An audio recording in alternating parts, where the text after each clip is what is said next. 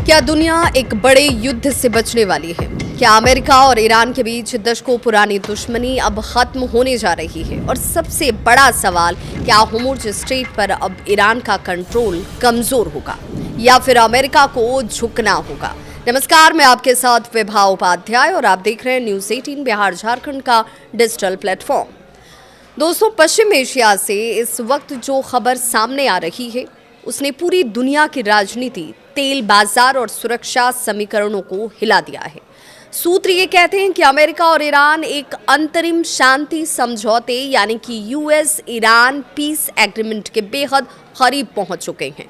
बताया ये भी जा रहा है कि अगले 24 घंटों में दोनों ही देश इसकी संयुक्त घोषणा भी कर सकते हैं। लेकिन इस पूरी डील की असली लड़ाई किसी और शहर या सेना को लेकर नहीं है, बल्कि एक बेहद संकरे समुद्री रास्ते को लेकर है, जिसका नाम है होर्मुज़ स्ट्रेट। और यही रास्ता तय करता है कि दुनिया में पेट्रोल और डीजल सस्ता होगा या फिर महंगा। तो चलिए विस्तार से समझते हैं इस समझौते की 10 सबसे बड़ी बातें क्या है और आखिर क्यों पूरी दुनिया की नजरें अभी ईरान, अमेरिका और होर्मुज़ स्ट्रेट पर टिकी हुई हैं। सबसे पहले समझते हैं कि होर्मुज़ स्ट्रेट आखिर इतना महत्वपूर्ण क्यों है। होर्मुज़ स्ट्रेट फारस की खाड़ी को अरब सागर से जोड़ने वाला एक बेहद अहम समुद्री मार्ग है। दुनिया के लगभग 20% तेल टैंकर इसी रास्ते से गुजरते हैं। सऊदी अरब, यूएई, कुवैत, इराक और कतर जैसे बड़े तेल उत्पादक देशों का तेल इसी रास्ते से दुनिया तक पहुंचता है। यानी अगर होर्मुज़ स्ट्रेट बंद हो जाए तो पूरी दुनिया में तेल संकट पैदा हो सकता है। और यही वजह है कि अमेरिका हमेशा से चाहता है कि यहाँ फ्री नेविगेशन यानी कि निर्बाध जहाज आवाजाही बनी रहे। लेकिन दूसरी तरफ ईरान इस समुद्री रास्ते को अपनी सबसे बड़ी रणनीतिक ताकत मानता है, क्योंकि अगर उस पर यह खतरा बढ़ा तो ईरान सिर्फ एक आदेश में वैश्विक तेल सप्लाई को प्रभावित कर देगा।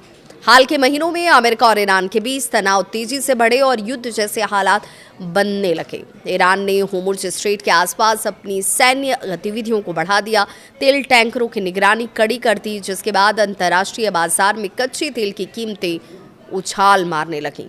अमेरिका और उसके सहयोगियों को डर था कि अगर ईरान ने रास्ता पूरी तरह से बाधित किया तो वैश्विक अर्थव्यवस्था को एक बड़ा झटका लग सकता है। इसी दबाव के बीच शुरू हुई बैकडोर डिप्लोमेसी। इस पूरे घटनाक्रम में सबसे चौंकाने वाली बात यह रही कि पाकिस्तान और कतर की भूमिका महत्वपूर्ण हो जाती है।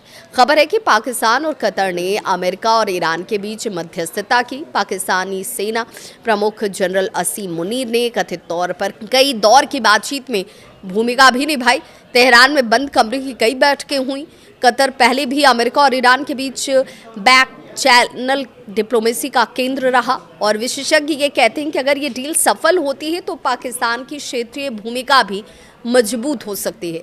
अब सवाल ये है कि अमेरिका आखिर चाहता क्या है। अमेरिका की सबसे बड़ी मांग ये है कि होर्मुज़ स्ट्रेट पूरी तरह से खुला रहे, यानी कोई सैन्य रुकावट यहाँ ना हो, कोई जहाज जांच ना हो और तेल सप्लाई सामान्य तरीके से जारी रहे।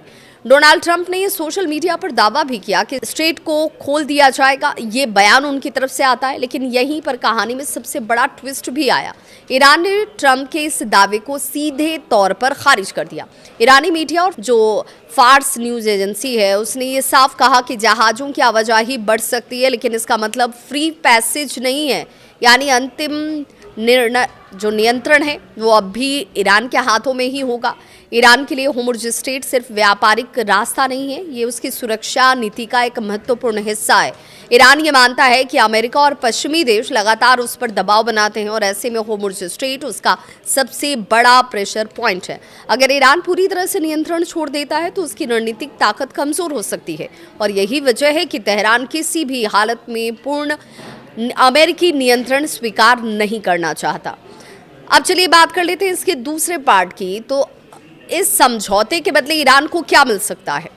सूत्रों के मुताबिक अमेरिका ईरान के विदेशों में फ्रीज की गई कुछ संपत्तियों को रिलीज कर सकता है। इसके अलावा ईरानी बंदरगाहों पर लगे कुछ प्रतिबंध धीरे धीरे ही सही हटाए जा सकते हैं।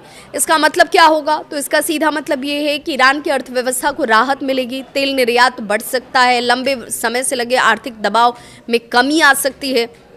लेकिन इस पूरी डील का सबसे बड़ा और सबसे जो एक तरीके से खतरनाक हिस्सा अब भी बाकी है ईरान का परमाणु कार्यक्रम। जी हां, अमेरिका और इजराइल दोनों ये चाहते हैं कि ईरान यूरेनियम संवर्धन सीमित कर दे, लेकिन ईरान इसे अपनी संप्रभुता का मुद्दा बताता है।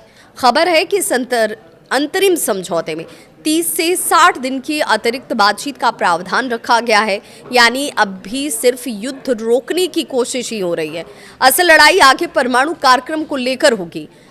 अब इसके बाद बात कर लेते हैं कि इजराइल को लेकर, क्योंकि ये इजराइल भी इस पूरे सिनेरियो का एक बड़ा और महत्वपूर्ण हिस्सा है। इजराइल इस समझौते से पूरी तरह से खुश नहीं है। तेल अवीव को डर है कि अमेरिका केवल युद्ध विराम और तेल सप्लाई बहाल करने पर ध्यान दे रहा है, जबकि ईरान के परमाणु खतरे को पूरी तरह से खत्म नहीं किया जा रहा। इजराइल इस बात को मानता है कि अगर ईरान को आर्थिक राहत मिली तो वो और मजबूत हो सकता है। अमेरिका के अंदर भी इस समझौते को लेकर मतभेद है।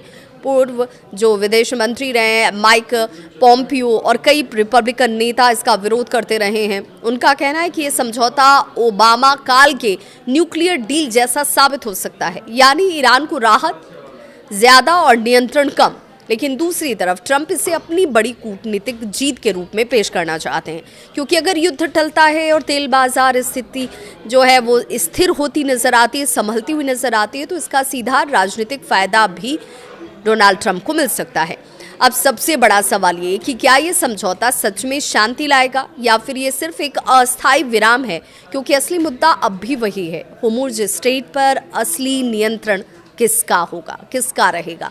अमेरिका ये चाहता है कि खुला समुद्री रास्ता, ईरान चाहता है रणनीतिक नियंत्रण, इजराइल चाहता है परमाणु खतरे का अंत, खाड़ी देश चाहते हैं स्थिर तेल बाजार, और इन सब के बीच पूरी दुनिया की अर्थव्यवस्था दांव पर लगी हुई है। अगर ये डील सफल होती है तो पश्चिम एशिया की राजनीति बदल सकती है, लेकिन अगर बातचीत टूटी तो दुनिया फिर एक बार बड़े टकराव की तरफ बढ़ सकती है। आपको क्या लगता है, अमेरिका और ईरान के बीच ये समझौता लंबे समय तक टिक पाएगा, और क्या होर्मुज़ स्ट्रेट पर ईरान अपना कंट्रोल छोड़ेगा? अपनी राय कमेंट सेक्शन में ज़रूर बताएं। इस वीडियो को अगर पसंद करते हैं तो लाइक ज़रूर करें। मैं मिलूंगी अगली और बड़ी अंतर्राष्ट्रीय खबर के साथ, तब तक के लिए धन्यवाद।